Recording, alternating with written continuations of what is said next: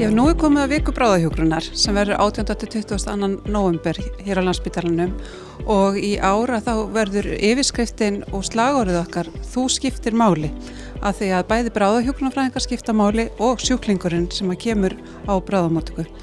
Og við viljum bara efla alla bráðahjúkrunarfræðinga allt land til að taka þátt í þessari viku og bara senda inn myndir á Instagram og Twitter og Facebook undir myllumarkinu Þú skiptir máli og þannig að við getum sýnt Íslendingum hvað bráðahjúkrun snýst um.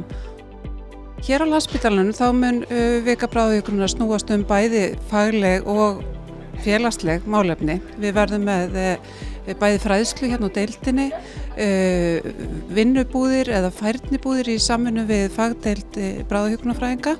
Og það verða 4 stöðvar, öndunarstöð og gifstöð og saumastöð, við verðum svínalappir og við fáum kennslu og æfingu í að sauma, lesa úr hjartalínurritum. Í haust þá fór á stað við Háskóla Íslands diplómanám í bráðahjúkrun sem framhaldsnám fyrir útskrifaða hjúkrunarfræðinga sem að starfa við bráðahjúkrun.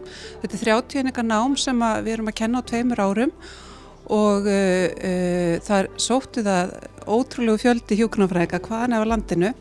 Það eru 68 nemendur skráðir í námið og þar meðal annars stór klíniskur kúrs, klíniskt námskeið sem að fer fram hérna á bráðamóttöku Landspítalans og það ótrúlegur velvilji hér innan hús að taka á móti öllu þessu hjúkrunarfræðingum.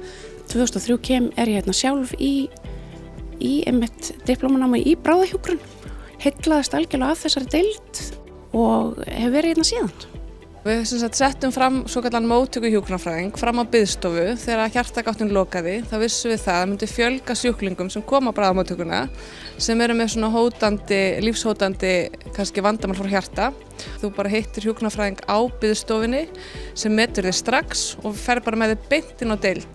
Bráðahjúkrun alltaf að þróast og við stöndum alltaf frammi fyrir nýjum áskorunum.